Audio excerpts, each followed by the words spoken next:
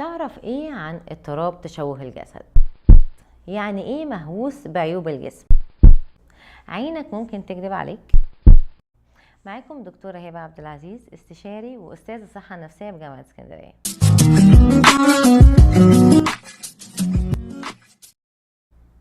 تعرف ان المصاب بالاضطراب ده ممكن يكون مشغول بشكل مبالغ فيه بعيب في مظهره، غالبا هو بس اللي شايفه، وبيوصل لحد مرضي لدرجة توقف حياته. عشان اوضح لكم اكتر بصوا معايا على البنوتة دي وهنسميها سين. سين من وهي عندها حوالي 13 سنة وهي بتركز بزيادة في كل حباية تطلع لها او علامة في جلدها او ستريتش مارك بسيط خالص محدش شايفها غيرها. كبرت سين ودخلت الجامعة وكل فترة بتشوف عيب جديد، زي انها تشوف مناخيرها كبيرة ومبوظة وشها. تسأل مامتها مش شايفة مناخيري كبيرة ووحشة؟ مامتها تقول لها ان وشها جميل ومتناسق، بس هي بتفتكرها بتقول كده عشان تريح. فبتسأل اختها وباباها نفس السؤال، ويجاوبوا ان مناخيرها كويسة جدا ولايقة على وشها. لكن سين ما صدقتش برضه. بتكبر كمان شوية وتبدأ تشتغل، بتزيد العيوب اللي بتشوفها في نفسها، من شعرها اللي شايفاه مش ناعم كفاية، وعينيها اللي ضيقة، واسنانها اللي شايفاها كبيرة. بدأت تحس ان زمايلها بيبصوا على العيوب دي طول الوقت، فبدأت تحاول تخبيها، مرة بطاقية كبيرة ومرة بماسكة على وشها. ده كان متعب لانها كل شوية تقوم تبص في المراية وتتأكد ان العيب لسه مش باين، لدرجة انها ممكن تقضي من 3 ل 8 ساعات قدام المراية. اوقات كانت ما تتحملش وجود حباية او بقعة صغيرة جدا في جلدها فتعورها بآلة حادة، وده يزود من العلامة اللي في جلدها ويزود من الضغط اللي بتحسه ومن انعزالها عن الناس، عشان محدش يلاحظ التشوه اللي هي شايفاه. راحت لدكاترة جلدية وتجميل كتير جدا واستخدمت أدوية وكريمات من كل الأنواع، بس مفيش حاجة ريحتها.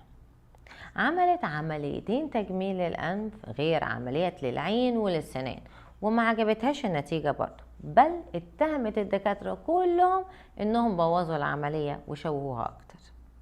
سين بقت تغيب من الشغل كتير جدا، سواء عشان مكتئبة ومحبطة من شكلها او خايفة حد يشوفها او عندها ميعاد مع دكتور او بتتعافى بعد عملية.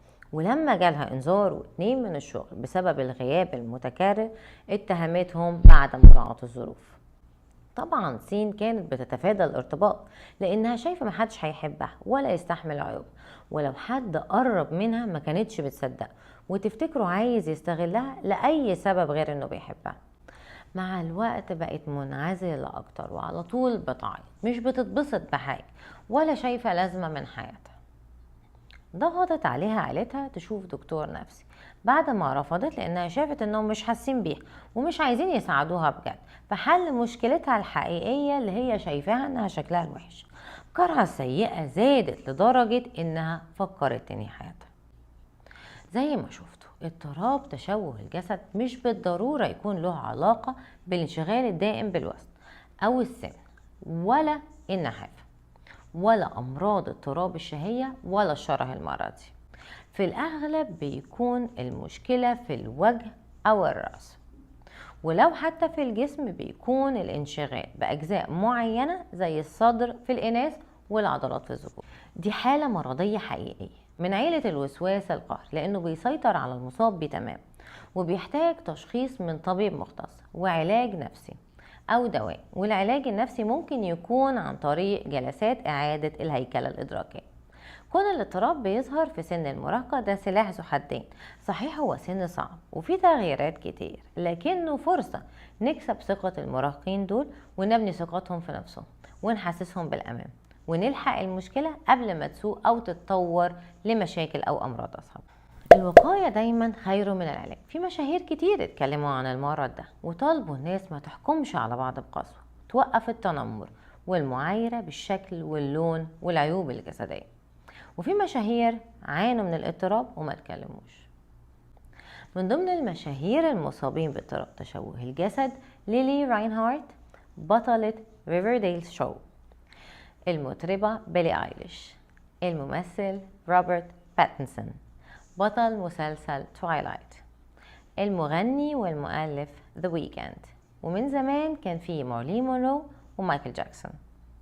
كلنا ممكن نساعد بخطوات بسيطة، وأهم 5 خطوات نساعد بيها في الوقاية: نشر الوعي عن اضطراب تشوه الجسد وخطورته وأهمية التشخيص والعلاج بدري، مواجهة التنمر سواء في الحياة عموما أو على الإنترنت، الوعي في استخدام مواقع التواصل الاجتماعي، ومحاولة تصدير معايير جمالية معينة على إنها ترند أو موضة، أهمية قبولنا لنفسنا وولادنا زي ما هم، والاستعداد لتقديم الحب الغير مشروط.